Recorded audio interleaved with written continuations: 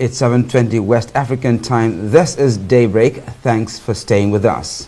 Now let's take a look at another story. The Senate has initiated steps to restore Nigeria's monetary sovereignty by outlawing the use of foreign currency for payments and transactions within the country.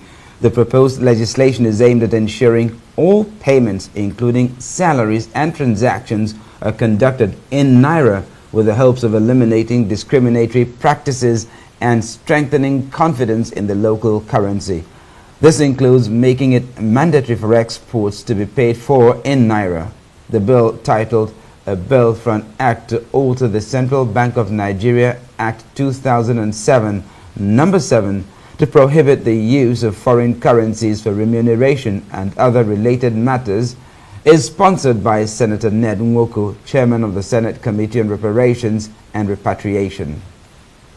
Well, for more on this, we're now being joined in the studio by Gloria Okpu. She is the Director of Communications to the Senator representing Delta North Senatorial Zone, Senator Nwoko'S, who sponsored this bill. Good morning and welcome to the show. Thank you so much for having me. Good morning. Thank you. Now, I want to start off this conversation by asking, why are we amending the CBN Act of 2007 when the Section 21 of the CBN Act already states that the only legal tender in Nigeria is the Naira? Thank you for that question.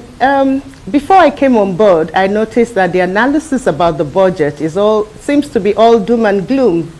And this particular bill, if the Senate pays attention to this particular bill, and the President too, which I know he's been doing with Senator Ned's bills, it's the 2025 budget actually rests, the success of the 2025 budget will rest a whole lot on the amendment of Section 7, number 7, that the Senator is proposing. The need to propose these amendments come from the fact that the basic trajectory where our Naira began to fall and everything, including tomato in the market, the transport fare, all began with the issue of the dollar.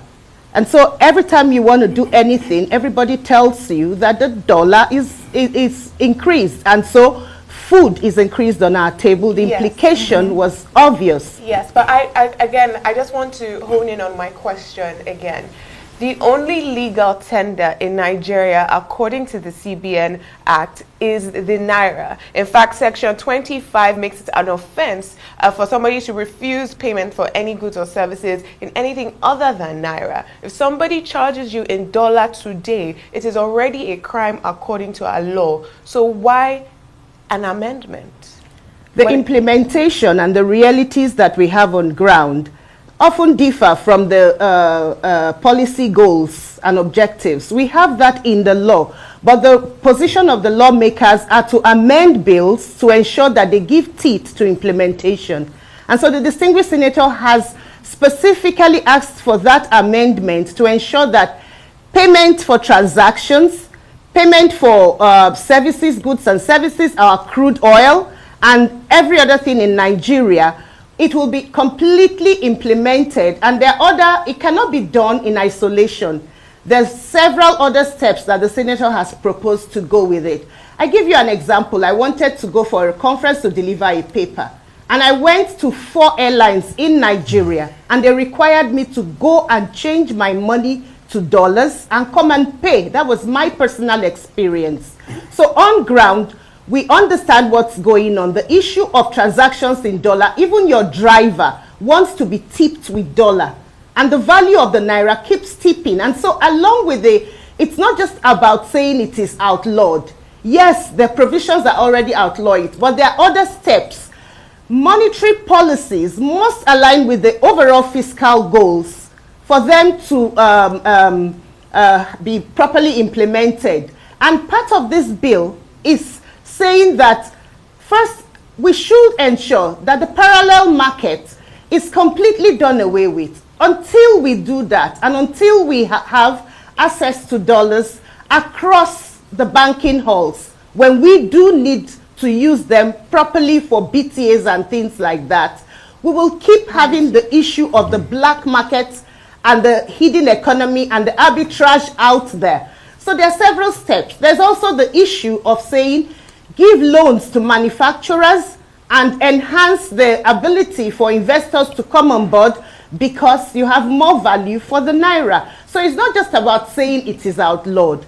It's about the other policies that strengthen the financial system generally. And when you strengthen the financial system generally, then you can begin to talk about the issue of stabilizing the naira and diversifying our economy, you know, which is what this particular budget is practically centering on to ensure that inflation is reduced.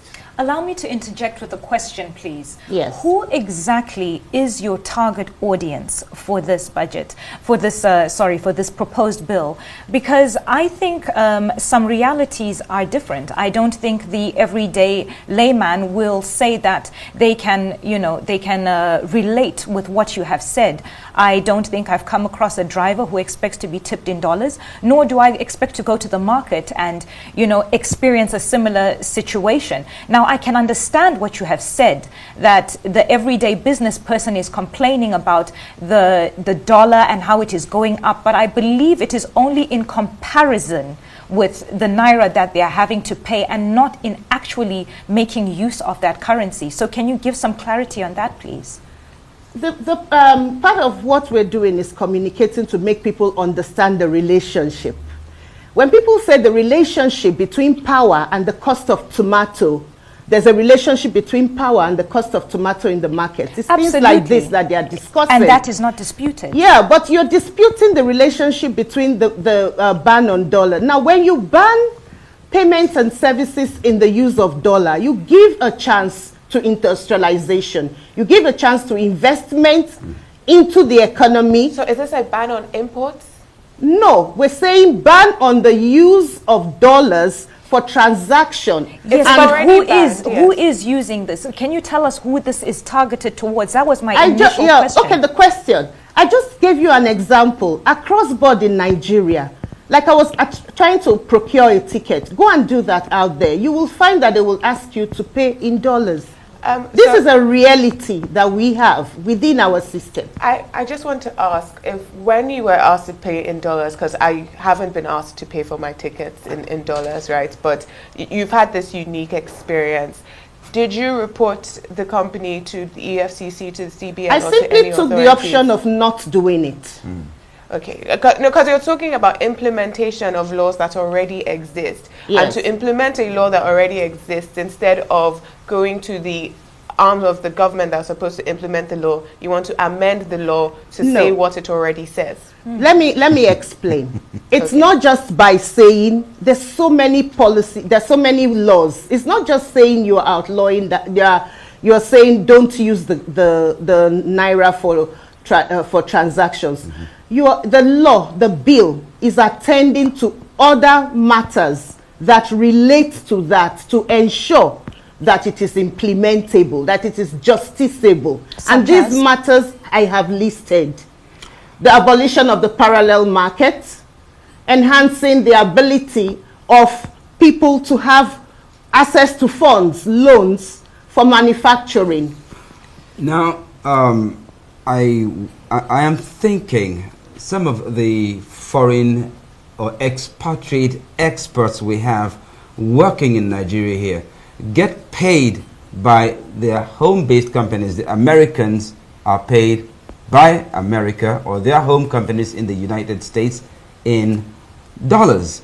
I remember there was a time when some of our ministers during the Obasanjo administration were earmarked to be paid in dollars, specifically Dr. Okonjo Iweala and Chief Olu Adeniji, because they had been working abroad before they were brought back here as technical experts. So the proposed legislation, how would it affect the income of these individuals who are earning their money in dollars because they're based in Nigeria? Thank you so much for that question. This bill seeks to abolish that. Expatriates and workers, Nigerian workers, there should be no dichotomy. Everybody should earn their money in naira. And if it is our law, everybody will comply with that law. Again, we also come to the issue of our reserves. This bill also addresses the fact that our foreign reserves should not be held outside. That's an addition. Sorry, what do you mean by our foreign reserves should not be held outside? Our foreign reserves are presently domiciled outside the country. Other countries have their foreign reserves in their countries, but Nigeria's foreign reserves are domiciled outside. There are implications to that, and that also, having our foreign reserves inside, empowers makes the CBN, there's a lot more confidence in CBN because there's a foreign reserve backs up our currency and it shoves up the value of our naira. I want to ask two questions now, and I'm very sorry for asking two at once, but just because we are running out of time here. Yeah. The first question is that President Tinubu said that he has abolished two different rates. So are you saying, or is Senator Nwoko'S saying that the president has not abolished the parallel market as the president has said? The second question here, actually no, I'll ask that question. Is Senator Nwoko'S saying that President Tinubu came out and said there are no two rates, we have we have combined our parallel markets with the main markets, this is the rate of the dollar. Are you saying that the president has failed in doing that? Are you saying that the CBN has failed in doing that, and so Senator Nwoko'S wants to fix where the president went wrong? I give you an example. Senator Nwoko'S earlier talked about social security. There was a social security bill that he proposed, and the president had kind of listened to the proposals, and he has sent a bill to the National Assembly to create an agency that tackles social security. And so what we should be talking about is not him saying the president is not saying the truth, but the fact that the president is listening to the solutions on the table. I'd like to obviously. I'd like to ask. I'd just like to reiterate the question. You said Senator Nwoko'S is proposing a bill to abolish the parallel market, but President Tinubu has said that his reforms have abolished the parallel market. You must understand that in a democracy, there's separation of powers, and there's the role that a legislator should play. Senator Nwoko'S is playing his role as a legislator to propose bills and propose amendments where he deems fit. And as a listening president, backing up monetary policy with overall fiscal goals is very important. And what he has said to us is that he has backed up the policy by this pronouncement. So I don't think there's any conflict. I think the bill aligns with the goals of the 2025 budget. Thank you, Gloria Okulogbo. Once again, she is the Director of Communications to the Senator representing Delta North Senatorial Zone, Senator Ned.